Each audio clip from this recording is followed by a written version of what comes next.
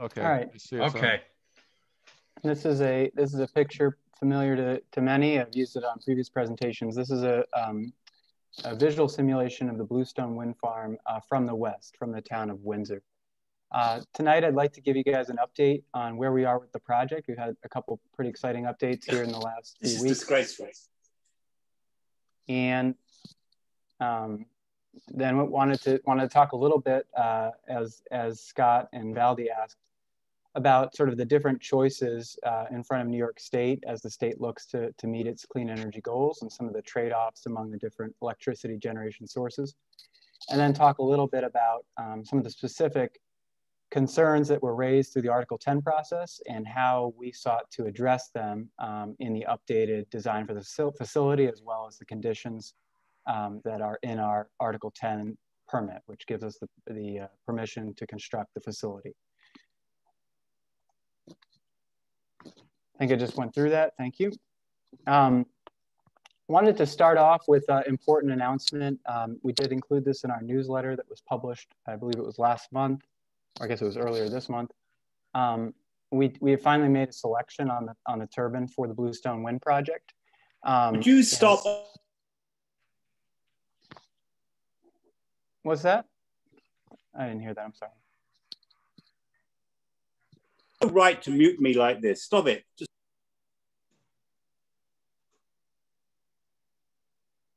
All right. If it's okay, I'm just going to go on. So in front of you guys is a table that was included in our Article 10 application. So the application for the Article 10 certificate was filed in the late summer of 2018. And we listed 5 different turbine choices for the project. We have picked one of the turbines. It's the Vestas V150. The only difference on this is that actually we're going to go with a hub height of 120 meters, not a hub height of 130 meters. So that's a tip height reduction of 33 feet versus what's shown in the application. So the tip height of the turbines for this project will be 640 feet with a hub height of 120 meters. Probably just doing some quick math, that's about 400 feet hub height. I think the good news for some of the concerns raised by folks about sound from the project, and we'll get into that later in the presentation, is that of the 5 turbines shown here on the table, the Vestas model is the quietest turbine. And that should substantially improve the sound profile of the project when we do complete our final sound modeling for the project and share it with the public. Also wanted to note that Vestas is a well-known name in wind power generation. They are the largest supplier of onshore wind turbines in the world.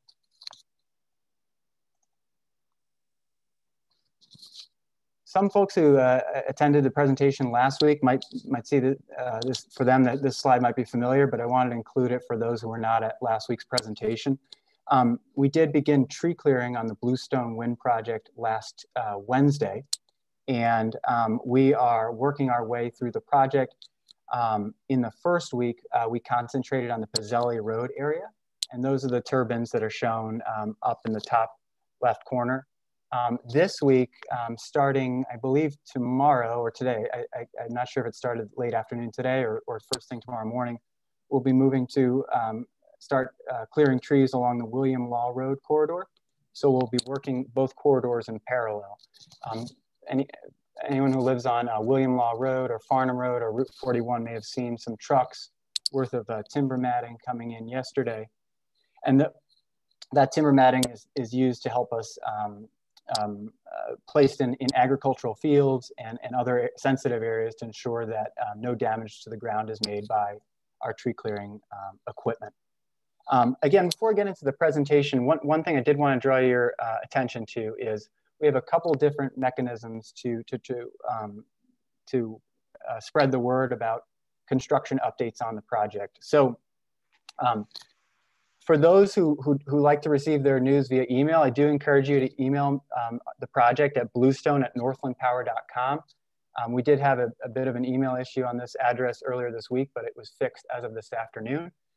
And if you would like to receive a weekly email update letting you know where we'll be clearing trees for the coming week, those updates will I'll strive to have them out by end of day Sunday, or early Monday. Please do email the project at this email address. If you have a concern or question about the project, you can also call this phone number. This is at the bottom of each slide on tonight's presentation. That phone number for anyone having trouble reading the slide is 866-418-8753. And that is the best way to reach the development and construction team on the project, as you'll have your message taken down, and that message will be passed on to the full team, and we'll try to get back to you as soon as someone is available to do so. Finally, if you'd like to follow us on Facebook, we will be continuing to post updates on the Bluestone Wind construction page. And we're also working, we will be reaching out to Deposit Courier this week to see if we can't publish updates on a weekly basis in the Courier. The only challenge there being that publication goes out to print quite a few days before the start of the work week. So we'll be working with the Courier to see if we can't get some type of update in the Courier, as well as radio announcements published as well. So still working on both those fronts, but trying to get the word out as best we can. So after, just to spend a bit more time on this schedule, because I know many of the folks on tonight's call live in the immediate area and have questions about the construction on the project. Our goal on this project is to complete tree clearing by March 31st. I'll get into the reasons for that later in the presentation. But the schedule now has us, kind of working our way from west to east in the project area. So Pizzelli Road and William Law Road this week. Not sure it'll be next week, but perhaps the following week we'll get over to Bryce Road and get to the turbines that are east of Bryce Road, and also access from the east via Bosket Road off of Route 41. Finally, kind of in the second half, more into March, we'll be moving towards the eastern half of the project, accessed via Loomis Hill Road and Shaver Hill Road. So with that, I wanted to kind of get into some of the details of tonight's presentation and why Baldi and Scott, I think, were interested in hearing from me tonight. I think one important aspect of this project that sometimes gets lost in discussions at the local and county level is kind of the larger contribution to New York State's emissions profile, as well as the amount of electricity that will come out of this facility. So I tried to put some numbers to it to try to contextualize what we'll be producing. So it's 313 gigawatt hours, right, of carbon-free electricity. What is 313 gigawatt hours? One way to think about it is it's about equal to 2/3 of the electricity consumed on an annual basis by Broome County households. So I believe there's like 75 or 80,000 households in Broome County, which are made up, I think the population is like 195,000, around 75, 80,000 households.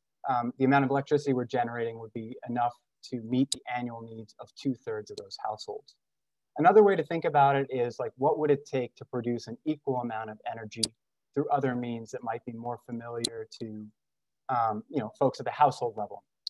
One thought I had is rooftop solar panels. So based on the solar resource in Broome County, you would need to put solar panels on roughly 28,000 households in Broome County, or about 1/3 of all households in the county, to generate the same quantity of electricity that will be generated by the Bluestone Wind Project on an annual basis.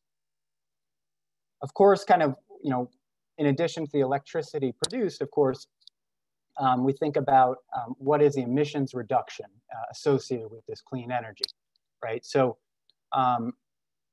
that's not always an easy question to answer. And I think that sometimes folks have raised concerns about this question when they've made public comments about this project. And always a good point. Like, what megawatt hour are you displacing by introducing a megawatt hour from Bluestone Wind Farm?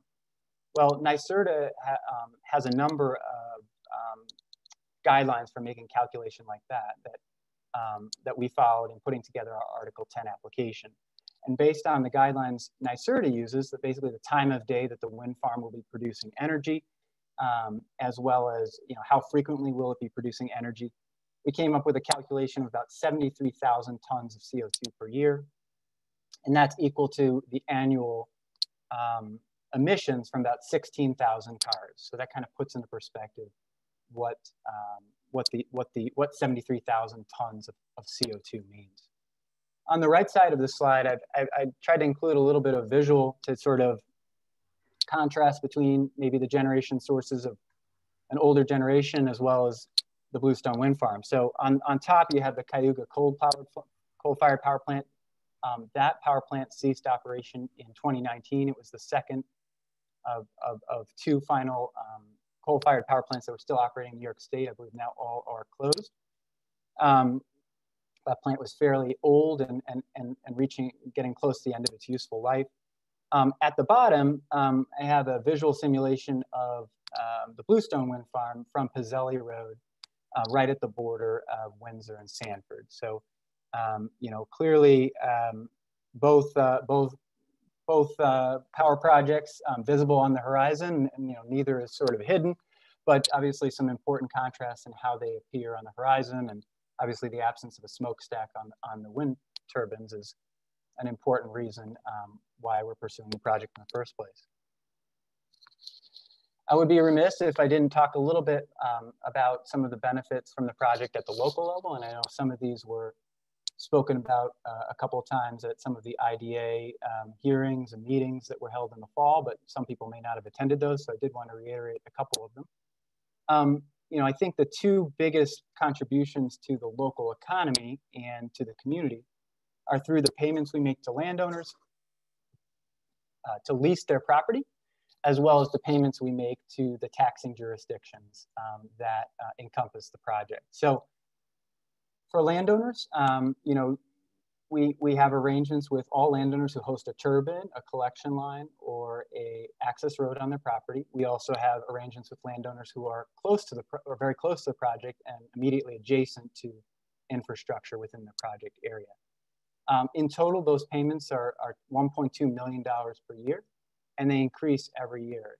In some years, they increase fairly dramatically. That equals a total of more than $52 million in over 30 years of operation. And I think, you know, at least in my conversations with those from whom we're leasing the rights to put a wind farm on their property, you know, these payments will supplement what for many people are opportunities they already have to earn income from their property.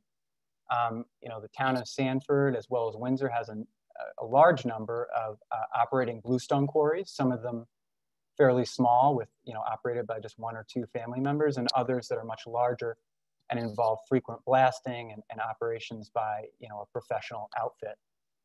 In addition, you know, less significant, but still important for some, are earning money from, you know, frequent forestry, basically, you know, clearing trees on their property.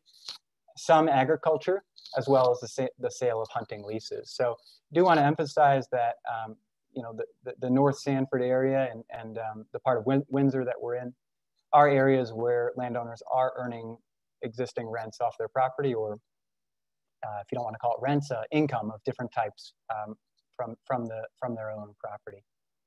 On the secondary front, again, kind of talked about at the IDA a lot, but not to be overlooked are the payments that the project will make to the different taxing jurisdictions. So we span two school districts, the Deposit Central School District and the Windsor Central School District, two towns, the town of Sanford, in which most of the project is located, and the town of Windsor, as well as Broome County.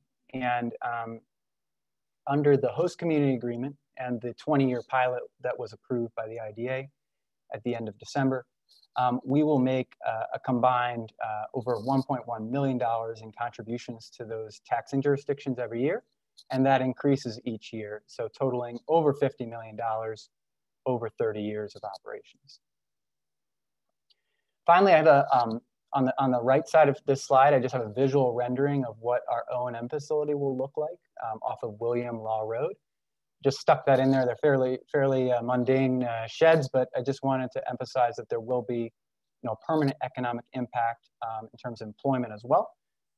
We committed to the IDA to employ for the full 20-year period of the pilot, but expected to be for the full 30 years of operation, at least 4 permanent employees. You know, we do believe that the full number of permanent employees could be up to 10, depending on the needs of the facility, but we did commit to the minimum of 4 as part of our IDA application. Finally, on the construction side, this is something where we are actively receiving on a daily basis resumes and calls of interest from people who are interested in working on the project. We committed in our IDA application to have an average of 68 construction jobs over the full 2-year build cycle. But at many times in the project, we'll be above that 68 number, up to 150 construction jobs at the peak, all in the 2021 through 2022 period when we do expect the facility to go into operations.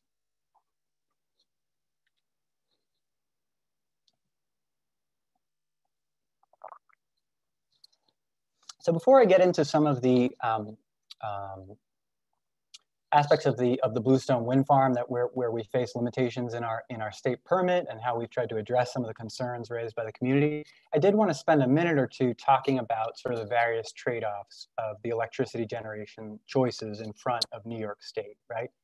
If you take it as an assumption that the state does want to pursue clean energy and does want to see meaningful emission reductions in the emissions that come from its power generation sector, you only have a small number of choices really in front of you, right? So on this slide, I think I've laid out really the 5 principal choices for new generation sources specifically in the upstate portion of New York State. And we can get into what the choices available to downstate, but as has been pointed out on many occasions, the 2 parts of New York State electrically, are not completely connected. They do certainly share power, and as much power as possible flows from upstate New York to downstate New York on a daily basis, but there are constraints on the ability to get energy into downstate. So I'd like to focus this evening's discussion on upstate New York and what New York State's government sees as kind of the pathway for electricity generation in the upstate area. So basically all points north of the lower Hudson Valley for this discussion. I've highlighted a couple different kind of well-known power generation assets across the state. On the top left, that's the Valley Energy Center. That's one of the most recent gas-fired power plants to come online in New York State. It's right off of Route 84 in Orange County in Middletown, New York. That facility, I believe, achieved commercial operation, I want to say like 1 or 2 years ago. In the middle section, have one of the more famous sources of electricity for New York State. The Robert Moses Niagara Power Dam. Between the dams near Buffalo and the dams located in the far north of the state, hydropower supplies a significant proportion of the state's energy right now. On the top right, you have the 9 Mile Point Nuclear Energy Generation Center. That, along with a couple adjoining nuclear power plants, form a really important bulwark of the state's generation profile. And then on the bottom too, you have the more recent entrance into New York State, right? You have wind energy. The photograph there is a visual simulation of the Bluestone wind farm, I believe taken from the Marsh Pond Road area, but I may be mistaken on that one. And on the bottom right is a picture of a recent solar farm, one of the larger solar projects in New York State that did achieve commercial operation.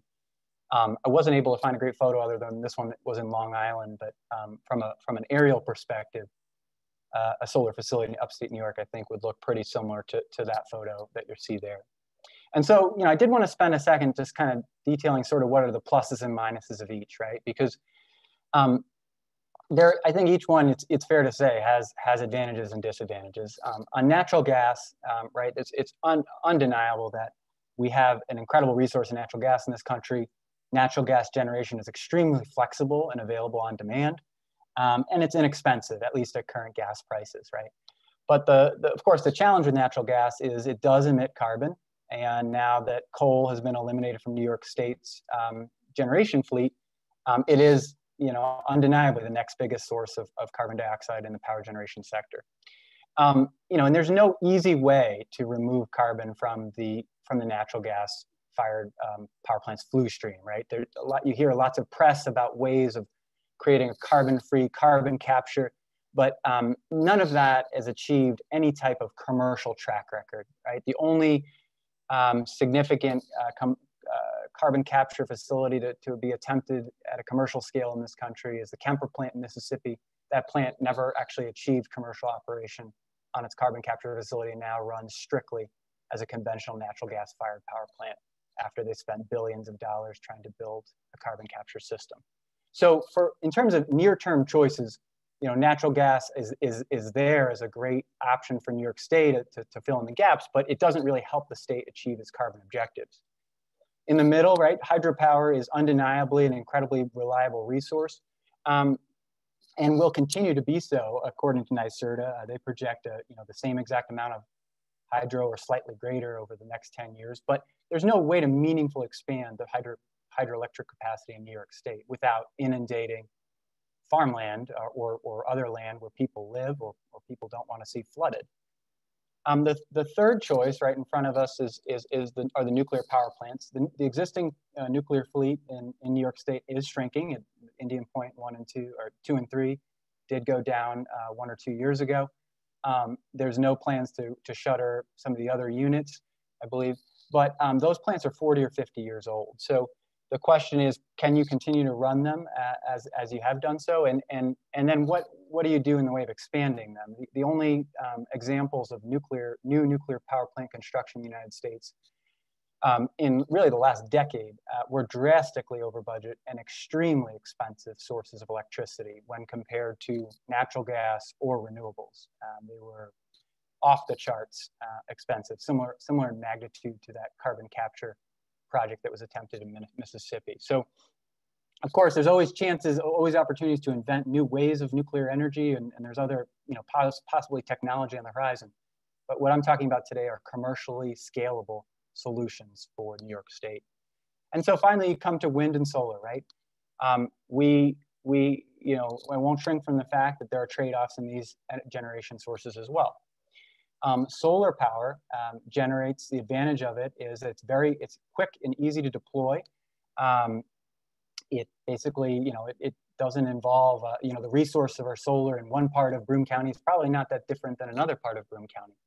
But it does involve, and similarly, its advantage is it does generate, all the generation that does come out of the solar facility occurs during peak energy use hours or near term to peak, during the daylight hours, obviously, when the sun is shining.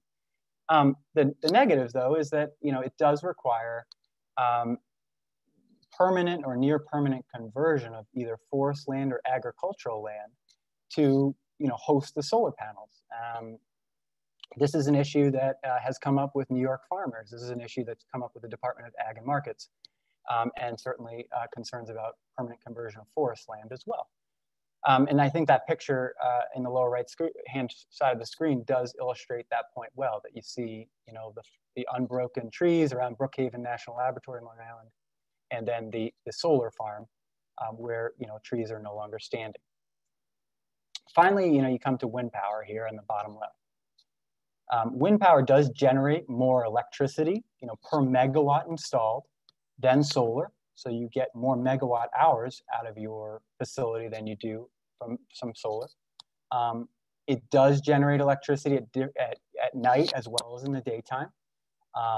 It takes forecasting to try to predict when that electricity will be generated. You can forecast it on an hour ahead and 2 hour ahead basis and on a day ahead basis. But of course, there's always some error in your forecasting. So that presents challenges.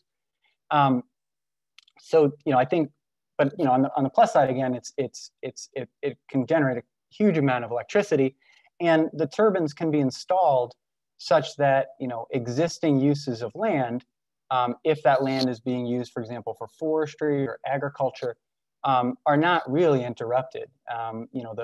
A typical wind turbine will take 1 to 2 acres of land out of production in terms of out of its use as forest land or agricultural land or hunting land or what have you. But the rest of the land, it remains intact and is available for the landowner or whoever to use. So, obviously the negative of wind power is very clear to those who've been following this project, is that the turbines are very visible compared to solar power. So that presents challenges, right? When people feel that their view shed is affected. The turbines do emit sound, so we have to be careful about where we place them in relation, especially in relation to people who are not participating in a project. The turbines do, when the sun is shining just right, there is a shadow flicker effect off the turbines, and we have to be careful about where we place the turbines. And finally, we'll come to today's discussion. The turbines do have impacts on wildlife that need to be considered carefully before siting a wind farm. So I hope that kind of covers, to me, some of the trade-offs inherent in the choices in front of New York State.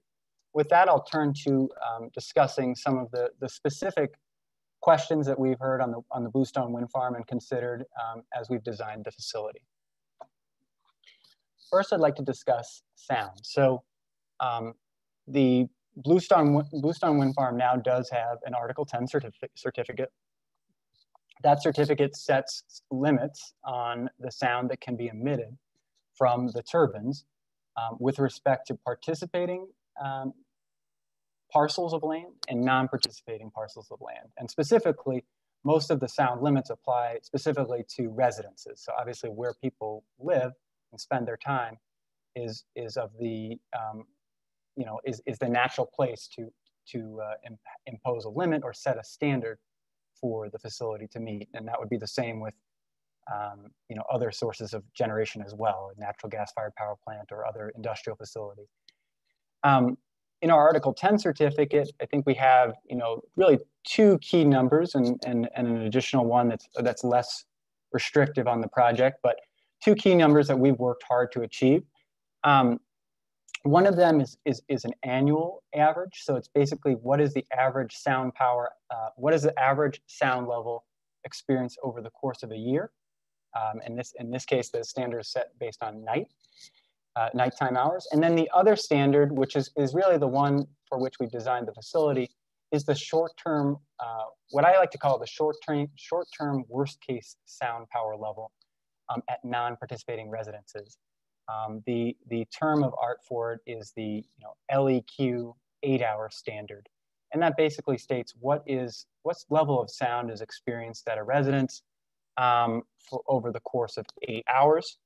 And our Article 10 certificate sets that limit at 45 dBA. The good news is that we have made significant progress on this project since the Article 10 application went in 2018. We have been successful in getting more area residents to sign agreements with us to participate in the project. And we've also managed to shift the turbines to different locations to ensure that we don't have cases where we'll be tripping that 45 dBA standard or the 40 dBA standard or the 50 dBA standard, which I didn't mention as much because the 50 dBA standard applies to any portion of a non-participating property. It's measured over the course of a year. But in all of our modeling, we've never found that particular standard has been an issue or hard for the project to meet in any way. Really good news for the project, I think, is that the Turbine Choice, the Vestas V150, is the quietest turbine of the bunch. And so what was shown, for example, on all the modeling that was done as part of the application was the loudest turbine. I believe that that was the Nordex turbine or the GE turbine were the loudest turbines that were considered for the project, and the Vestas was the quietest turbine. And so for that reason, we do expect to be, fairly easily meet the sound levels and expect to be able to show the public significantly improved sound impacts on the project. However, the Article 10 certificate does hold us to that standard. And, these turbines are equipped with an ability to run in noise-reduced operation, what's called NRO. That does result in a loss of electricity production. So whenever the turbine runs in NRO or different NRO modes, some electricity production is lost. However, it allows the turbines, for example, if the modeling wasn't right or something else transpires that we didn't expect, it does allow a secondary option for the project to meet its sound standard.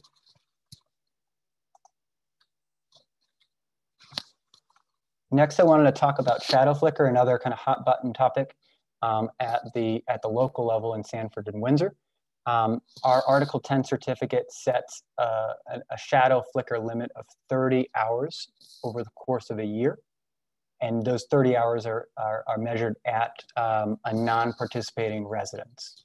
The final Article 10 certificate did not draw a distinction between seasonal residences and permanent residences. And that's an important consideration here, given that a number of neighbors in this project area, do have, hunting cabins or other seasonal residences that they're not at all year long. But regardless, we're required to meet the 30-hour standard. Similarly to the sound modeling, a number of positive changes have occurred on the project. Since 2018, we have shifted a couple of turbines, on the order of 1 to 300 feet. And additional area residents did become participants in the project. So we do expect to see a significant improvement in the number of residences with any kind of projection of 30 hours or more of shadow flicker. I think really important to note is that the modeling that is provided as part of our Article 10 application and will be provided here shortly here this spring when we release the results, is a very conservative look at the amount of shadow flicker to be experienced. Two assumptions I think that might make sense to folks is one, it's very hard for the modeler to understand where the windows are in a given house. So the model just assumes the entire house is made out of glass, so that if there's any shadow flicker cast on any portion of the house, that shadow flicker is recognized as an impact on the residents, even if it happens that shadow flicker, for example, is being cast on, the outer wall of a garage, a connected garage or something like that. A secondary consideration is that, when we do the modeling runs, or our expert Epsilon Associates does the modeling runs, they assume, that trees provide no cover from the shadow flicker, and that's done conservatively, because obviously if they're deciduous trees, leaves are off in the winter months, and so obviously it doesn't provide as much cover in the winter. But for many area residents, especially houses that are set in the forest with trees all around, that's an important kind of mitigating factor in terms of like the real world effects of any experience of shadow flicker. We are held to that 30-hour limit under our state standard. And the turbines are equipped with the ability to curtail on an individual turbine basis if we trip that 30-hour standard in a given year. So we do have a fallback option if, for example, it's for example, just wait, maybe a certain landowner takes a bunch of trees out in a given year, and in that exact same year you have a great amount of sunshine, more than you typically do in Broome County. We do have a fallback option to achieve the 30-hour standard. I should have mentioned, I just showed the graphics on the right. These are from our Article 10 application available to the public. We'll be producing similar graphics for our final sound and shadow flicker compliance filing as part of our final, the final filings we make with the state to get the go-ahead, for example, to start civil construction and final erection of the turbines on the project. These maps are there to show you what approximate where different contour levels are. So on the previous slide, for example, this is the this is here to approximate, like, for example, where is the 45 dBA line or the 50 dBA line around each given turbine. These are turbines 27 and 31 up on Loomis Hill Road. And similarly here, for the shadow flicker analysis, the color coding is there to show you whether a residence of interest to you is inside or outside of like the 30-hour line. So the 30-hour line would be this yellow line right here. All right. Wanted to get into some of the wildlife considerations on these projects. So Certainly a big topic of discussion during the Article 10 process was the project's anticipated impacts on bald and golden eagles. This was raised as a concern by folks who were opposed to the project. And it was certainly a concern for DEC as well. And we arrived at, I think, a set of conditions in our certificate which provide good, strong protection to the area's population of golden and bald eagles. Among those, I'd say that the sort of one that's most unusual, or perhaps something new versus other wind projects in New York State, is that we will be required to deploy either a human spotter or a technological solution like Identiflight in the vicinity of 3 specific turbines. These are the turbines located east of Highway 41 on the east side of the Oquaga Creek Valley. Those would be turbines 29, 26, and 25. We are required during the spring and fall migrations for eagles to have someone or technology present to scan to see if any eagle is coming close to a turbine, and to order that turbine to be shut down in time to avoid a collision with between the eagle and the turbine. We have not made a decision yet on whether to use a human biomonitor. That's the term in the Article 10 certificate, kind of a weird term, but they call them biomonitors according to the state, or to use a system like Identiflight. There are a couple different trade-offs between the two, and I'd be happy to get into that maybe in the Q&A, because I know that's an area of interest to the Sierra Club. In addition to the avoidance measures for those 3 specific turbines, we do have to go through the same process as other wind projects in putting together a net conservation benefit plan to show the state that we will not have a specific impact on the population of bald and golden eagles. Our state permit contemplates that our project will take or kill 6 bald eagles and 3 golden eagles over the 30 years of operation. And so our net conservation benefit plan to the state has to show the state how we will be ensuring that the population will not suffer as a result of those. There are options in front of us for us to mitigate the impact on the eagle population. Typically in New York State, a typical solution is to purchase a conservation easement to ensure the permanent protection of a bald eagle nest. That's just one example, but there are other examples as well on how the project would mitigate the impact on the bald and golden eagles.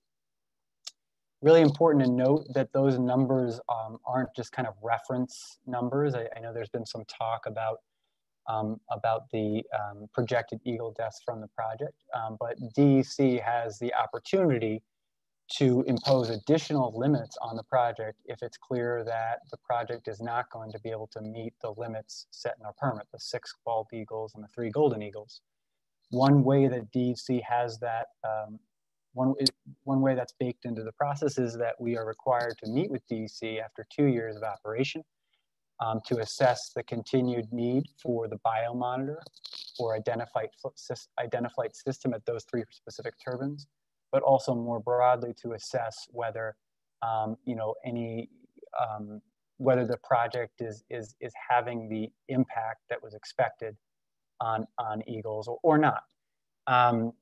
So that's what's called the adaptive. Gosh, I forgot that, it's just escaping me the term, but that was an important part of the certificate as well. Another concern I've heard at public meetings is that, as the owner, we have no incentive to look for injured or killed bald or golden eagles. We will agree on a post-construction monitoring plan that sets standards for us to search the area of the wind farm for injured or killed birds or injured or killed bats, and I'll get into bats in a minute. We are required to set those standards. We're required to hire, an expert outsider to conduct those investigations. And sort of effort we expend on that and the steps we take to ensure a robust search process is part of what comes into play when the state reviews how the facility has operated with respect to wildlife. It's an important consideration for the state, and we are held to high standards on that question. I'd like to move on from eagles to discuss the impacts on bats as well from wind energy production and the Bluestone facility in particular. As another area of discussion, the Article 10 permit, I'd say that the conditions imposed on the project are pretty similar to the conditions imposed on other New York wind projects to date. And that's really two specific conditions that are designed to limit the project's impact on specifically the northern long-eared bat, but other bats as well. So one of those is we are asked to make every effort we can to clear trees within a specific window of time. That window of time is from November 1st to March 31st.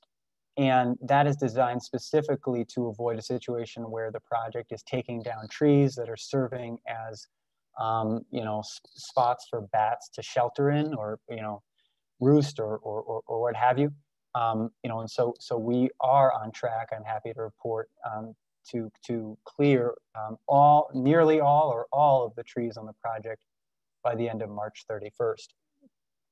Secondly, for the operations period, we have a very specific condition imposed on the project that's designed to protect bats, And let me kind of step through because it's a little complicated. But between July 1st and October 1st, we are not permitted to operate the project's wind turbines when wind speeds are less than 5.5 meters per second and the temperature outside is more than 50 degrees Fahrenheit. That sounds like a mouthful, but what it basically is saying is bats tend to come out on summer evenings to feed when the wind isn't blowing strongly and when temperatures are decently warm. Those are exactly the periods where the state is requiring us not to operate the turbines. If wind speeds reach 5.5 meters per second or exceed them, then we are permitted to operate the turbines. And so there is a loss of clean energy generation as a result of that condition, just as there is a loss of clean energy as a result of the prior condition on eagles, right? When we shut down turbines, if an eagle is approaching, that turbine is not generating clean energy for the electricity grid. Similarly, there is a decent impact on clean energy generation as a result of this condition designed to protect the bats. However, scientific research has found that this particular condition can have a significant impact on reducing bat mortality associated with wind generation. So we are, held to that standard, as are other new wind projects in New York State. Similar to eagles, we are required to conduct, to put together a post-construction monitoring plan to search for, evidence of bats being injured or killed. So again, looking in the vicinity of the turbines for any evidence of injury or death. Finally, I wanted to close on a discussion of streams and wetlands. This is a very hot topic, specifically for the state regulators, but I know it's also an important topic for some in the audience as well. The project, just to kind of go, I skipped over kind of the basics of the project, but the project consists of wind turbines, underground collection line, and access roads. And what we've tried to do through our design process is avoid impacts to wetlands and streams within the area. So one way we have done that is to shift collection line and roads where we can, so that we're not within the bounds of demarcated wetlands. We have also designed a number of instances where we will be using horizontal directional bores to go underneath streams and wetlands rather than trenching through them.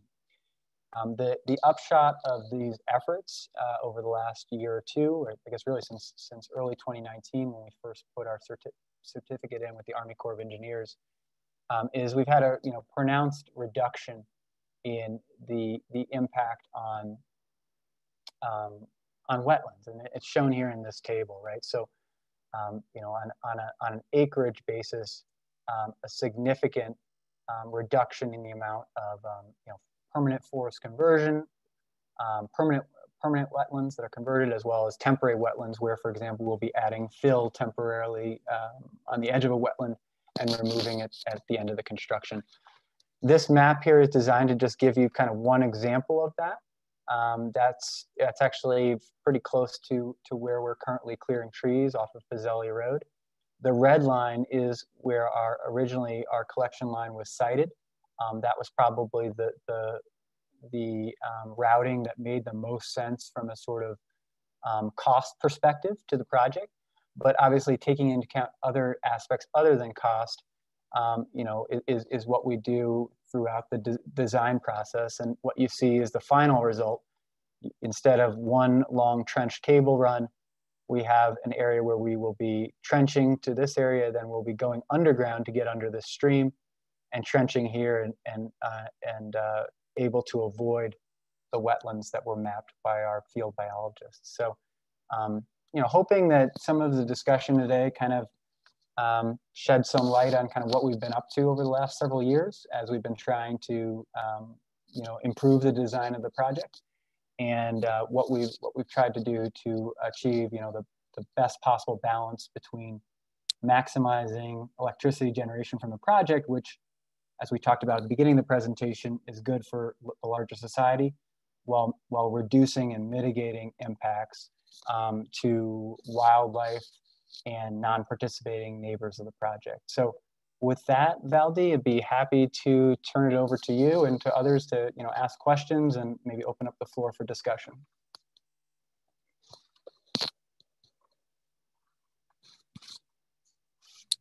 Okay. What we're going to try to do is, at first, I'm going to try to go through the long list of questions that people have been putting into the chat. And I'll try to be brief as I can. It's already 25 after 8. And if I mess up the question somehow, then I will invite the person that asked the question to please come on, unmute, and clarify if you're not happy with how I read the question. So let's see. First one that I see is when will, let me see if I can scroll it better. How much acreage of forest will be cut, and how and where will the trees be planted to replace what is cut? So in our tree clearing plan, we include tree clearing areas of up to 313 acres. Having spoken to the contractor this week, I do expect the final figure to be substantially less than that. There are areas where they think that they can make do with less clearing limits than our civil design and engineering team thought was needed, but I don't have a final acreage. So, I'd say maximum of 313 acres, hopefully less than that. We do not have plans to replant any of the 313 acres. I will say that we are not, it's not 313 acres of permanent loss of forest. The project consists of 16-foot wide access roads, collection line corridors, and pads around the turbine foundations. And we, once construction is complete and we've reduced the need to bring in, or eliminated the need to bring in large vehicles and large pieces of equipment, we will reseed areas and allow the forest to retake cover adjacent to the access roads and adjacent to the air collection lines. So should be a familiar sight to those on the call tonight. who've seen their neighbors clear trees in the past. Hey, Valdi and Chris, there was an earlier question. I'll read that one.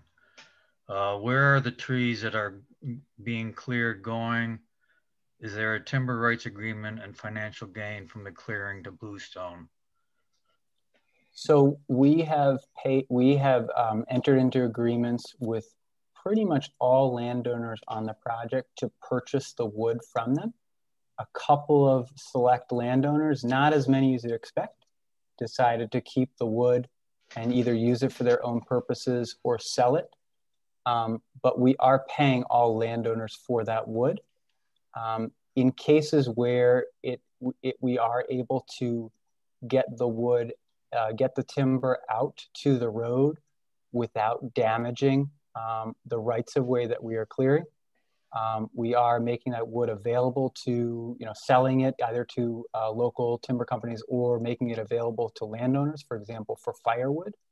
But in cases where we can't easily skid those logs out, especially when it's close to wetlands or streams, or poses other challenges, in those cases, the wood will be chipped. For the most part, we do not expect a great number of logs to be exiting the site. We do expect wood to be, consumed on site by landowners for their own needs. And again, in some select cases, there will be wood sold to area timber companies who are interested in purchasing it.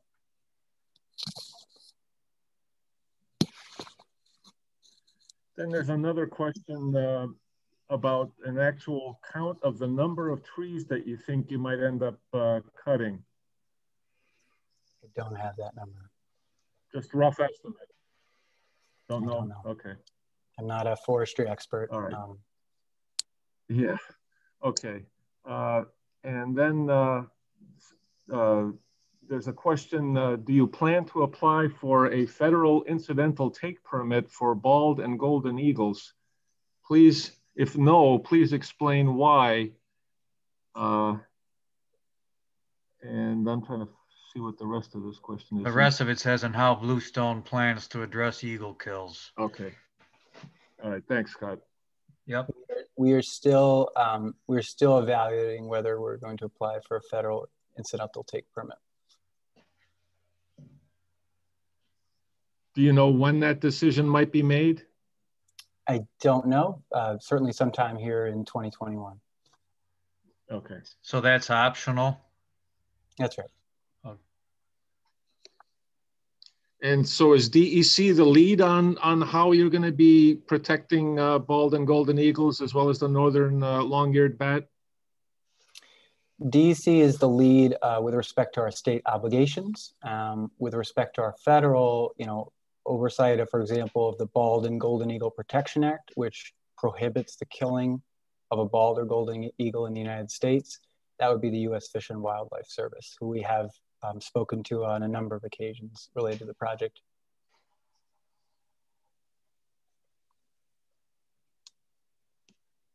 Okay, I'm trying to get to the next question here. Anytime I can jump in, Valdi. Yeah, if you got the next one ready, go ahead. Okay. Can you provide net benefit of CO2 emissions reductions that include loss of trees, concrete produced, all the fossil fuels used just for the construction, an estimated 8,000 heavy truckloads, dynamite blasting, etc.? Sure. Yeah, I get that question a lot. The question suggests, the amount of carbon embedded in the materials going into the project, does it exceed the carbon benefit from the project? And the answer emphatically is no. Remember the American Wind Energy Association looked at this question last year. They concluded that the amount of CO2 embedded in all of that concrete, all of that steel, the trees that are cleared, all the fossil fuel that's used to move material around, the net carbon benefit of the project, ensures that carbon is quote unquote paid for, or the carbon benefit exceeds that carbon cost in the first 6 months of operation. I know it seems like a lot of material. Yeah, and I know it seems like a lot. I mean, I just want to dwell on that point because I've heard that a lot. I know it seems like a lot of material, a lot of CO2 embedded in that steel and concrete, but I can't emphasize what 313 gigawatt hours of electricity is. It's a humongous quantity. yeah, and I can vouch for that rough estimate too. I did my own research on this and I found a similar answer. So this is established science. So the next question is how much money does Northland Power expect to make out of this project? Either per year or per the 30 years, or any idea? I'm not going to answer that. Okay, all right. Yeah, I had a feeling you might not want to, because there's competition involved too. Sure. And then there's somebody's asking, are you using labor from Connecticut instead of labor from Broome County for cutting the trees, for example? So for the first tree clearing subcontractor that was selected is Supreme Industries out of Connecticut. However, it's just the company and one or two principals who are on site. We did reach agreement with the operating engineers to ensure that pretty much everything except for a couple specialized roles with specialized pieces of equipment will be members of the operating engineers. Okay. This is a long comment. I don't know if there's an actual question here.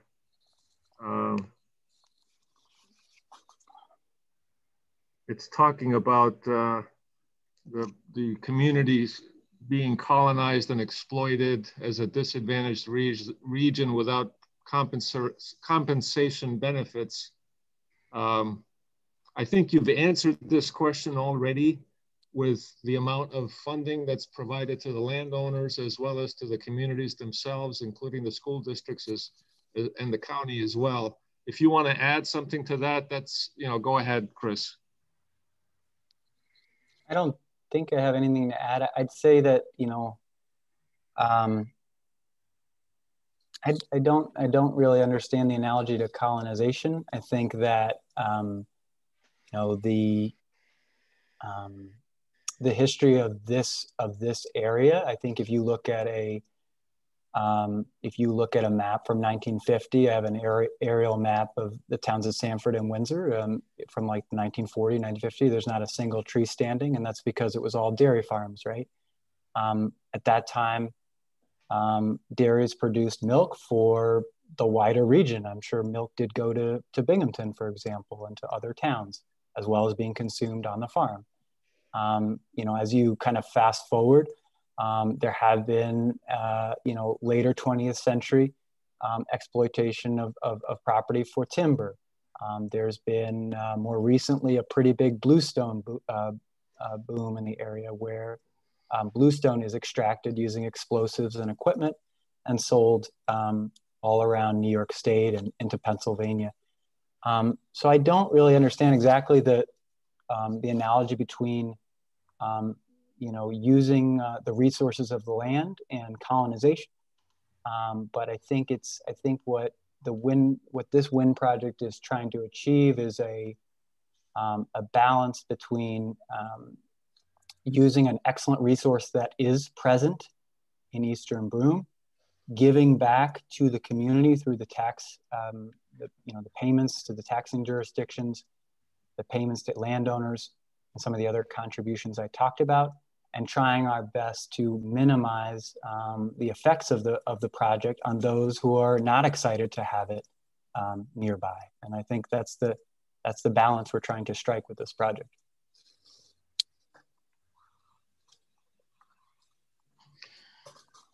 Then there's another question. Somebody, I guess, has looked at a manual for Vestas turbines and found that for smaller turbines, the manual warns workers to stay 1,300 feet away from the turbines. And they're asking, is that something that you are taking into account in terms of that 1,300 foot distance for workers? Is that something that you are going to protect residents from that are going to be living? I don't know if anybody's going to be having a residence within 1,300 feet. Maybe you can answer that question first of all. Yeah, so we designed the facility so no non-participating resident is within 1,500 feet. There are 1 or 2 cases where a participating resident, by their own choice, I think is as close as just under 1,300 feet. I believe that would be the closest, at least resident who's living in their house, regularly. And with respect to the, Vestas manual, that's not something I'm aware of, but, just to be clear, our workers will certainly be regularly climbing these towers, be on site much closer than 1,300 feet. That will be their job, to maintain these machines and ensure that they're operating successfully.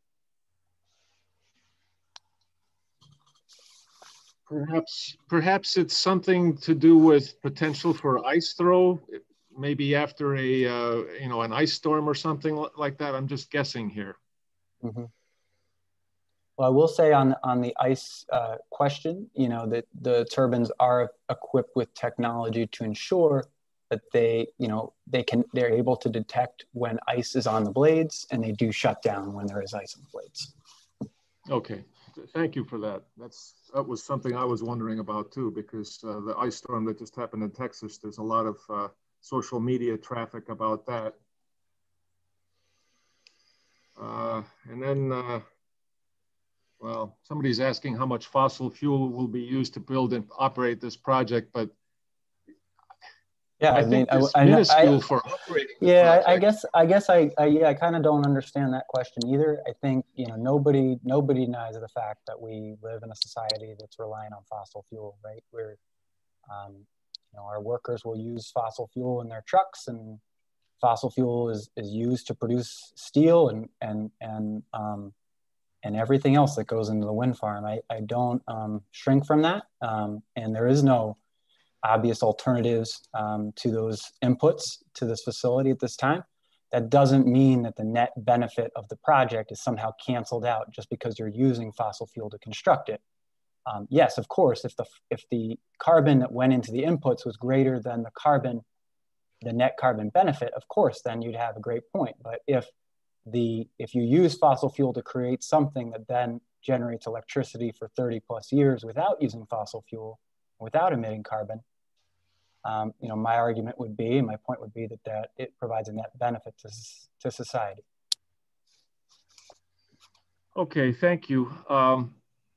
Then the next few questions are related to sound emissions, and one comment is they're concerned because there haven't been studies done about sound emissions on wildlife, and then another one is talking about sound research on human beings and concerns related to that. And while you were giving your presentation, I quickly looked up the sound levels. You said that you're meeting between 40 decibel and 50, and those levels from the internet search I found from Acoustical Society, I forgot the name of it, but it's the 40 level is a quiet library and the 50 level is a moderate rainfall. So if you're at 45, you're somewhere between that. And for the 40 level, that's the nighttime level, if I remember correctly. So maybe you can comment on what I said beyond, in relation to the people's concerns. Yeah, I think that's about right, Valdi. Like the 40 is an annual average, right? So there will be many nights where it's well below that.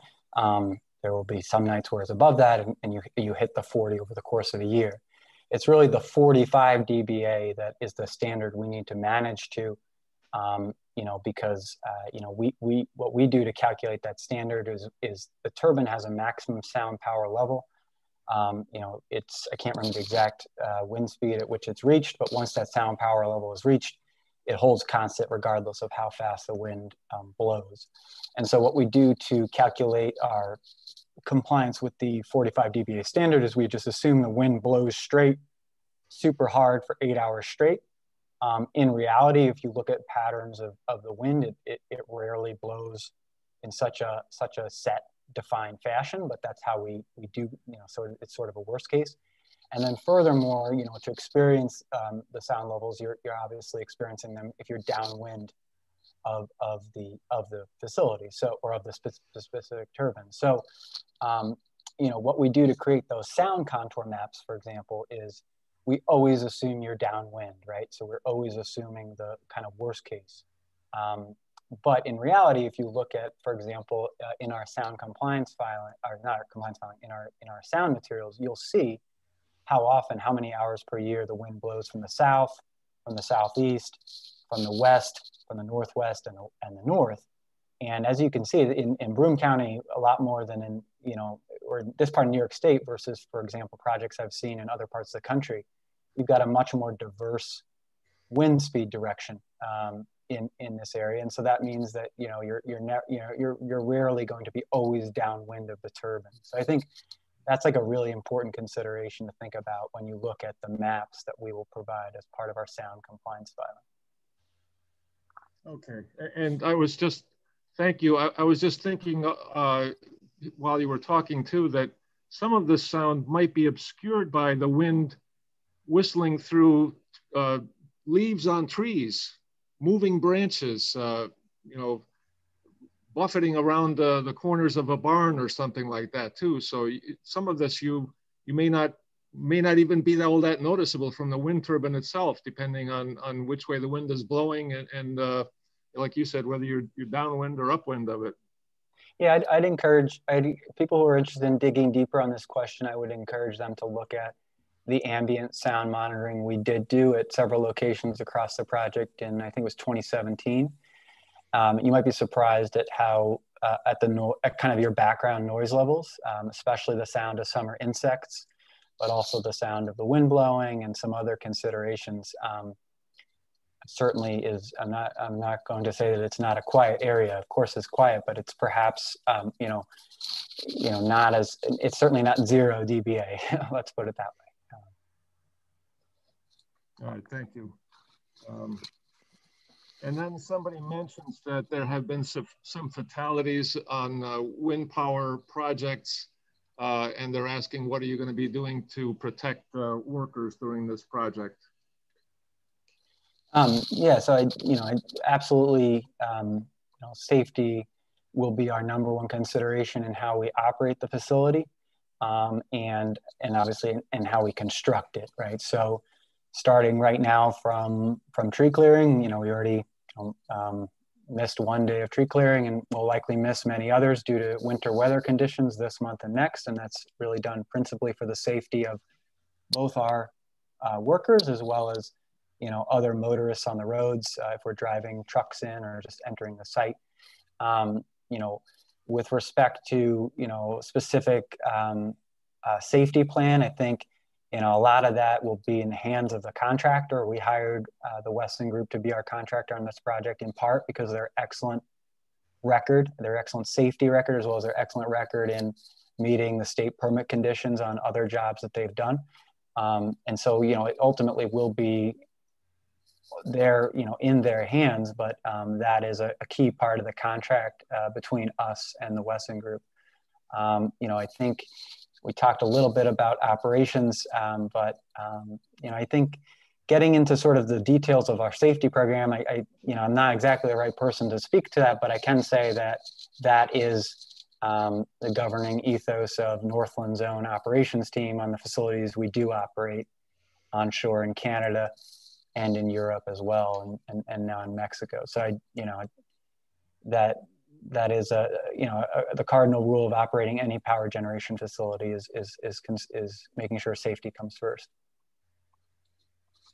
Okay, thank you. Then somebody's asking, why can't we have 24-hour cameras to film if any eagles approach and possibly film collisions? Maybe they're talking about that 2-year evaluation period. I'm not clear whether they mean forever or, and I also missed one question before that, which was, do you have an estimate of the number of homes that would be getting, that's reaching the limit on flicker that's allowed? I think you said 30 hours per year. If I remember correctly. That will be in our updated shadow flicker filing, which will be coming out here. I wanted to say probably maybe March or April, I'd say, is when we'll be submitting our shadow flicker filing as well as our sound filing, and you'll be able to look inside those documents. You'll be able to find specific points where you're interested in and look at what the expected worst case sound level is at that exact point, and sort of the worst case shadow flicker level is for an average for a given year. So that'll all be included in that filing, and that'll be tied to the final turbine choice and the final layout of the facility. Okay, and then there's a question about West and Bluestone did not identify any problem turbines, and that migrating eagles were much less of a concern than resident eagles in terms of potential collisions and potential loss of eagles. I can't speak to that. I don't recall the I don't recall the context there and the West reports on that. Okay. Do we want to ask Tom to clarify his question or jump in here? Yeah, that's a good question. Let Tom. I assume it's Tom Salo from Delaware Otsego Audubon Society, if he's still on.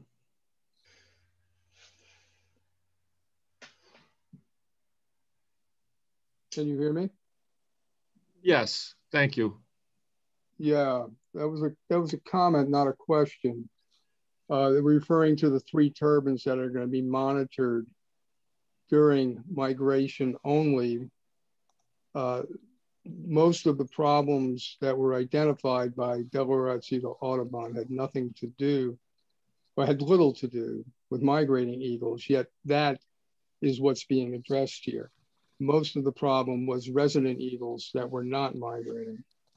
And also that in all the surveys that West did, they never called attention to any turbine site that was a problem. 25, 26, and 29 were identified by Delaware Otsego Audubon, and we could only see 4 turbine sites. So there are, I don't know how many turbines remain, 27 or something. Of 4 we could see, 3 we identified as a serious problem, and we did not look at any other turbine sites, and West didn't even identify those 3 sites as a problem. So it was a comment, not a question.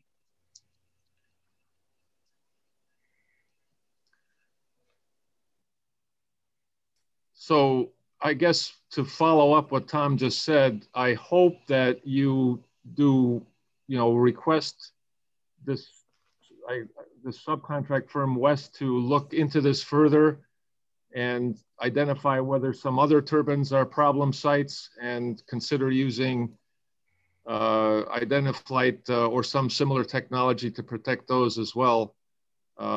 I'm trying to follow up and get some more information on Identiflight as well. I read the articles that came out on that study that recently happened. That technology. Thanks for forwarding that. Appreciate it.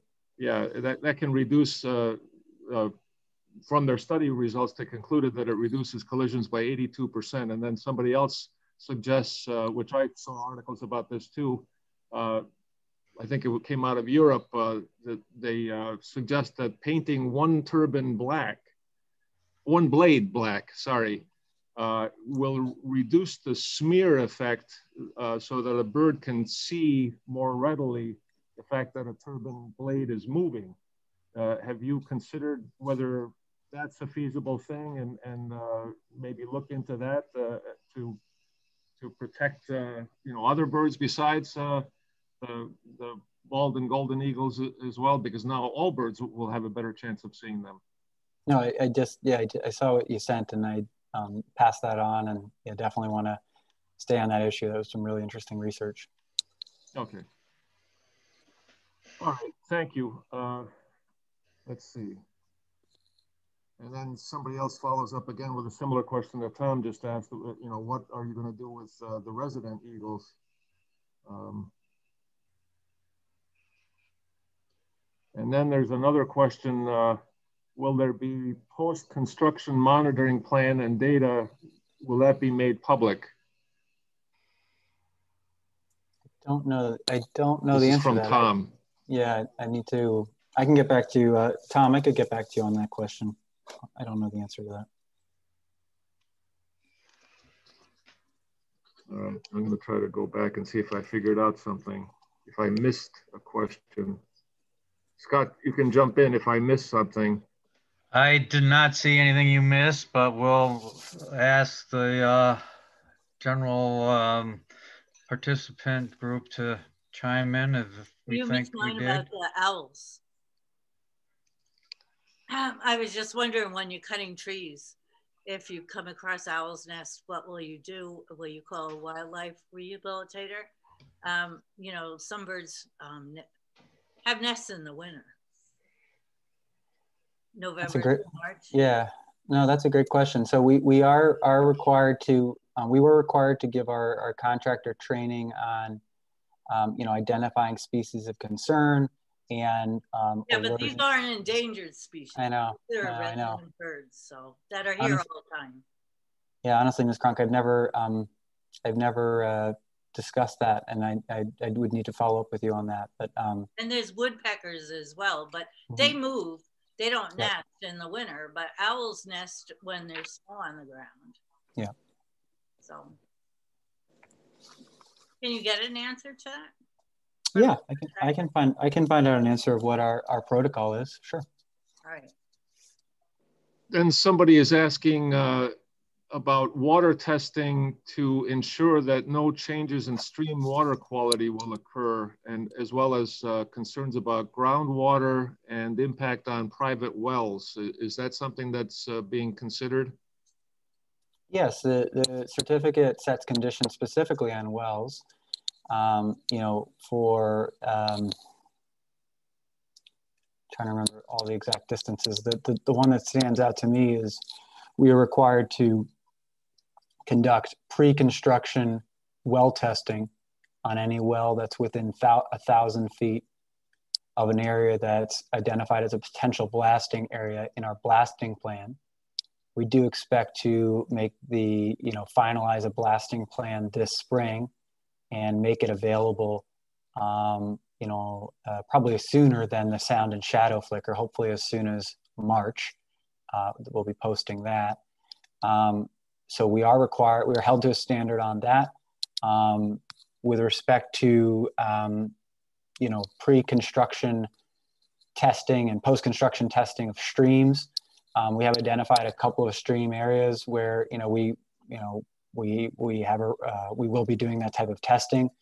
We will be conducting, when construction is in full swing, we'll be conducting, in many cases, daily inspections of nearby streams to ensure there's no turbidity in the water. I guess Valdi, the one part I'm forgetting is exactly when we would be required to do, you know, formal water quality testing. But I know that we are required to do very frequent, if not daily, checks of all streams in the area. If there's any ground disturbance that's ongoing at that time, we're required to continue doing such monitoring and testing until the ground is stabilized and you know, stabilized and you know, covered back over, either with aggregate if it's being converted into a road, or reseeded, you know, with an appropriate mix of seed, grass seed. All right. Chris, this is Scott. I caught that you said you've been making some improvements with the project plan since Northland, you know, came into the picture. And I don't want to get you in trouble with this question, but could you characterize Northland's differences in any way from Calpine's? And can we expect, you know, Northland to be a good citizen for Broome County?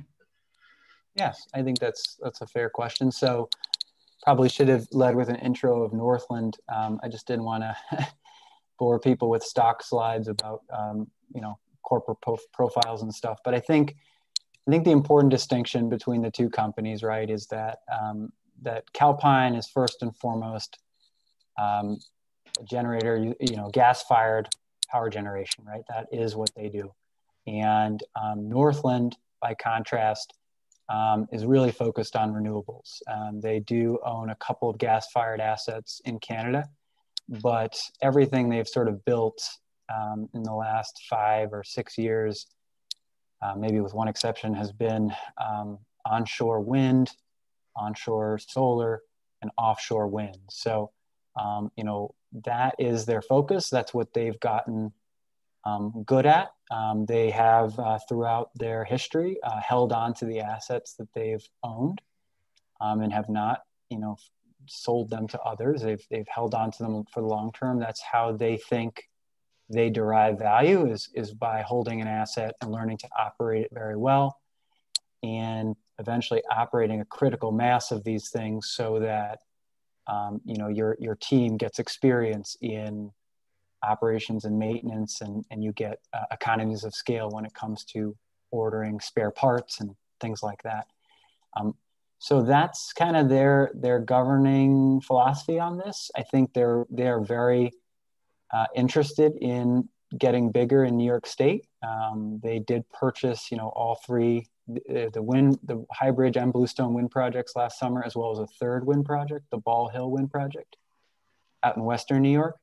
And they've got some active solar efforts as well. So I think they're interested in becoming a meaningful player in the New York power generation space.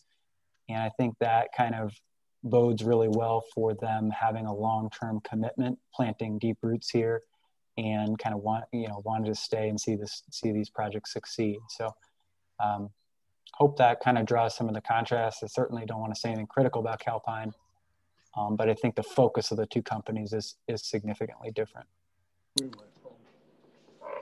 And there was a question, Miss. There may have been a few, but when will the final sound modeling be done so we have those actuals?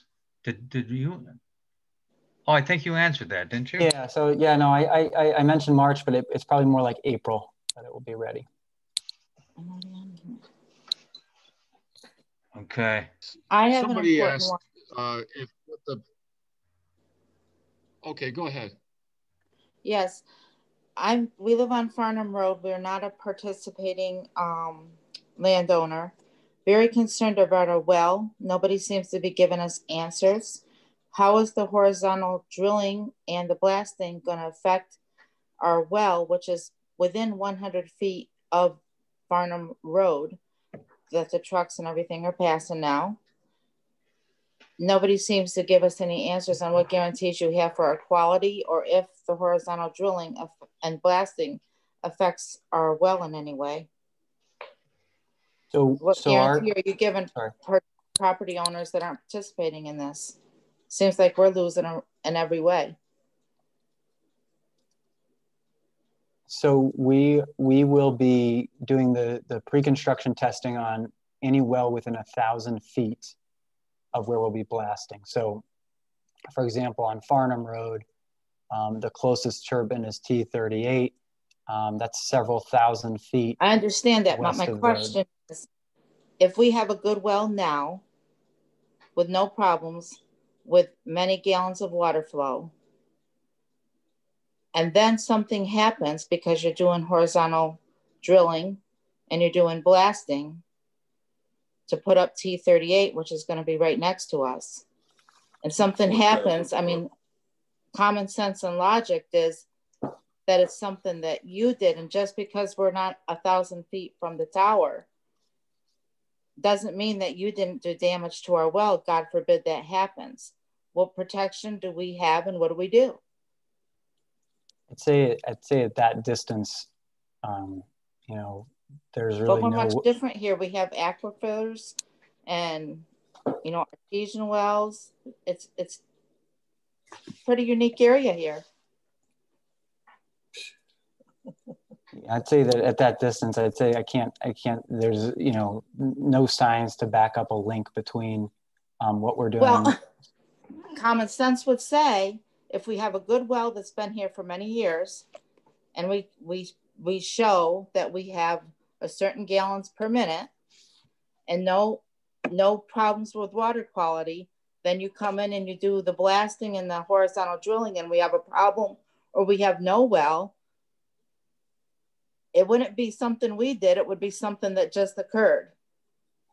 So what are you going to do for us? And where do we go with that problem?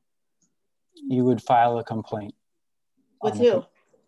You would file a complaint to Bluestone at northlandpower.com, or you'd call that number. Okay, but so what you're more or less saying is that the contract doesn't cover us and we're crap out of luck. I would say you file a complaint, and if you could establish some type of linkage between the construction of the wind farm, other than just coincidence, but an actual link, then, you know. And what would that link be? Can you explain what that link would be?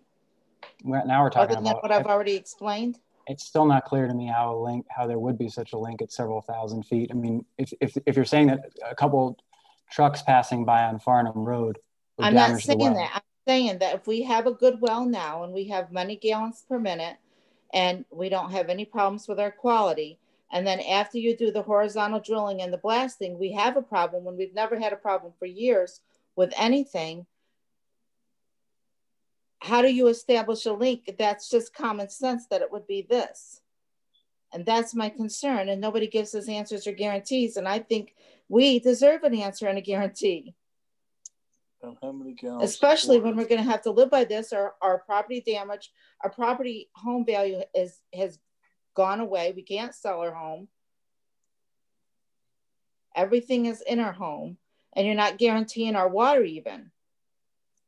And you're not giving me a real answer. You're just saying, same thing the town board says, well, you can go file a complaint or sue. We didn't ask for this. You brought this to us. We deserve to be able to be sure that we're going to have water. Because we're a very unique area here. There's aquifers.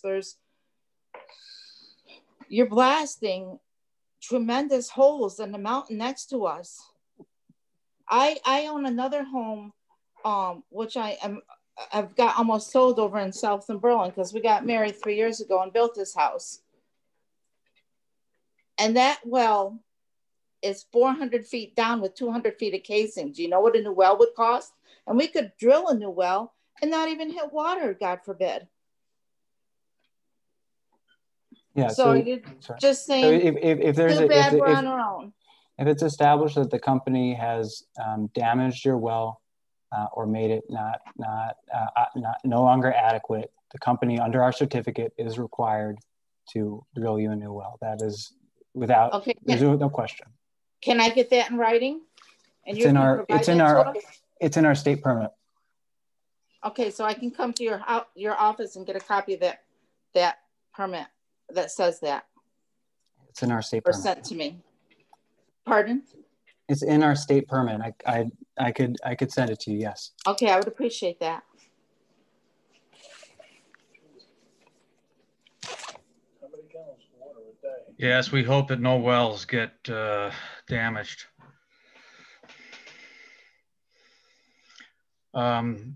It's after 9. I think we missed a few questions. I'm taking a quick look. Valdi, do you see anything else you want to bring up and as far as with what's in the questions? I just made a short question there about how close is the drilling and the blasting. The company is talking about how close the turbine is going to be, but the drilling and the blasting, I don't know how close that is to these people's house. So I can answer that. So we don't have that exact map yet, but I don't think so we don't have a turbine within 1,500 feet of a non-participating residence home. So that can give you right there in terms of non-participating, you know, there won't be blasting at a turbine foundation within 1,500 feet. So the blasting only takes place at the foundation. That's the principal location. The only reason I'm hesitating is I haven't seen the final blasting plan yet to see if there's any blasting needed whatsoever for the collection lines. I haven't seen that suggested. I don't imagine it's needed, but you know, it's some very hard rock in the town of Sanford, so I don't want to rule that out until I see the blasting plan myself. And how far from the turbine foundation does the horizontal drilling go? I mean, we know a lot about horizontal drilling around here. So the horizontal drill is a very different than maybe what you're thinking about. What I referenced, for example, on our wetlands, is we'll be drilling, you know, 8 to 10 feet below ground for, you know, spans of 30 to 100, 150 feet. So these are short. These are the types of short drills that, for example, is how your, in many cases, water pipes and gas pipes are installed under city streets and sidewalks and things like that. Well, there is one very long bore. Wells? There is one very long bore in the project, and that is underneath the Oquaga Creek floodplain. If you look at our tree clearing plan, you'll see that there's a collection line crossing the entire width of Highway 41 and the floodplain and the cliffs on the eastern side of that, and there's no tree clearing contemplated almost at all along that corridor. And that's because we will be placing that electric line completely underground. And that is done entirely to limit the impacts on the wetland and the surface, right? So that's something the state wants us to do, and that's the right thing for us to do. So we will be setting up a drilling rig down in the valley bottom, and we will be drilling underground, probably at a depth of something like 20 feet. It could be more than that in places. And we'll be emerging on the top of those hills to the east of Oquaga Creek. But again, still nothing like what's, you know, when you hear horizontal drilling, you're probably thinking what we have down here in Pennsylvania, right? You know, horizontal fracturing of formations at a depth of 3,000 to 4,000 feet. That's a whole different, they're after something very different when they're doing that type of thing. That's, that makes sense. Well, that's very specific information. Thank you very much. I don't know whether our friends that live nearby need more. Maybe there's a way they can, if they need more specific information, that they can get that.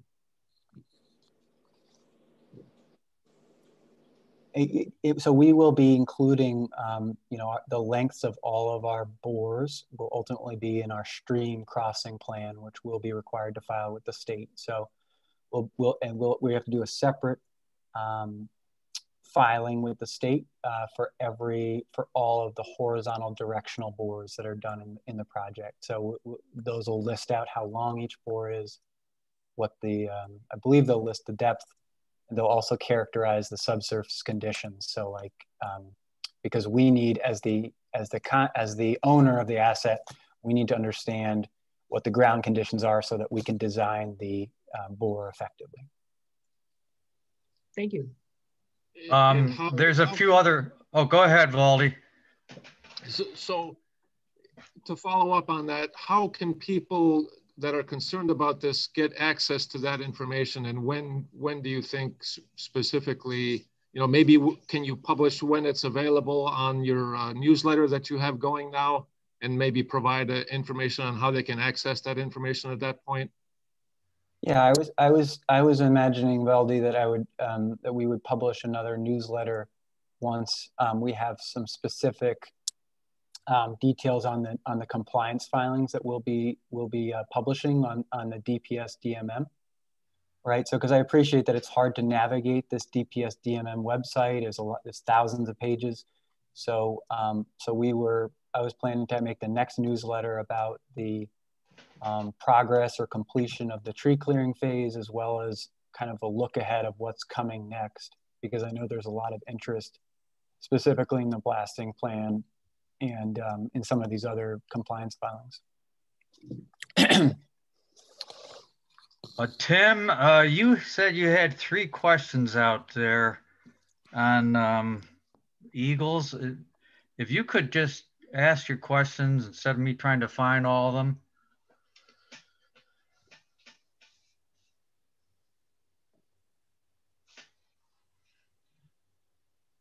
Is Tim still there?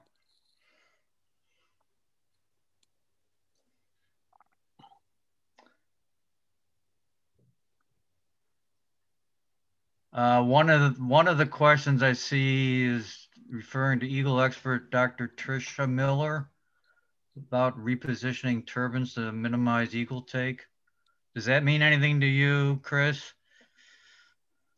What I will say is just that the turbine locations were finalized when we submitted our tree clearing plan. So that's what cemented those locations in the eyes of the state. And from this point on, it becomes difficult to shift the design of the facility in terms of major components like turbines. Okay, and one other question I see from Tim. What action will Bluestone take if it cannot develop a satisfactory net benefit conservation plan for 4 golden eagles within the state? What action will we take? I anticipate we will be able to formulate an adequate plan. Then Ann Lawrence has some questions, or a question on de-icing. Are there going to be de-icing chemicals? What chemicals might be used? I don't know it's a good question. I don't know the answer to that. I don't know I don't know offhand what chemicals were permitted to use, if any, under our Article 10 certificate. Forgive me if you know better than I do, Ann, on the details of the certificate, and obviously would also be considerations for Northland operations. So, I can provide an answer on that as a follow-up. Okay, yeah. Just to clarify, because you just actually earlier you said there is technology that will detect there is ice forming, so then the blades will stop turning. That's right. But so how does it work? Is it heated then? What does the blades and no, if it has no heating element. It's just it would detect if the blade is iced, the turbine stops spinning and it engages the brake and stops it. And the machine is able to detect when the ice is melted off, but there's no heating element inside the turbine to melt it off. So the turbine is unable to operate if it's, I don't know what percentage of icing it has to be, but if there's a sufficient ice on those blades, the turbine cannot safely operate, and it does not operate in those conditions. But that might be 3 months out of the year in New York State. And look what happened in Texas, but and we're going to have only more harsh winters coming up for the next 10 years, as is estimated. That could be leading to a lot of standstill. Yeah, we incorporate an assumption for icing in our energy production estimate.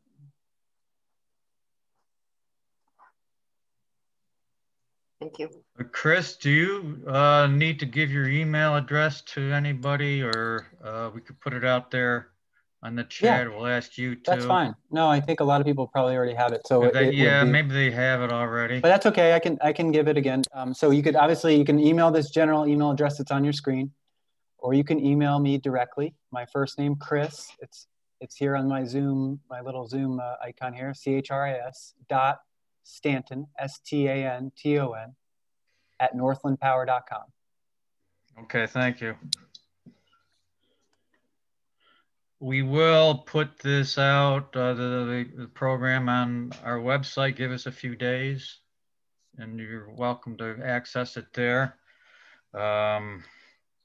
If you just Google Susquehanna Group Sierra Club, you'll find us. It's got a longer name than that, but that's the easiest way to get to it if you haven't looked for that. And anything else, Waldy, Chris? No, I just just want to thank you guys for inviting me to speak, and I just want to thank everyone for turning out. It was a great turnout, and I appreciate your attention. Well, thank you. Thank you, everybody, too, for the participation. All right. Good night. And I want to mention, too, for people in the audience that are new. Oh, I guess you're shutting it down already. No, Sorry, it's still up, Baldy. I'm here. Go ahead. Okay. Recently, I saw that in the town of Union on Robinson Hill Road, at the top of the hill, there's a NISEC substation, electrical substation already up there, a curve in the road. And there's a proposal, I forgot the name of the company, but they're going to be putting a lithium-ion based battery energy storage facility there. And the town officials are now considering this project. So I'm going to be looking into that as well.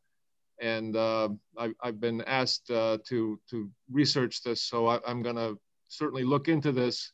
And this is something that New York State is also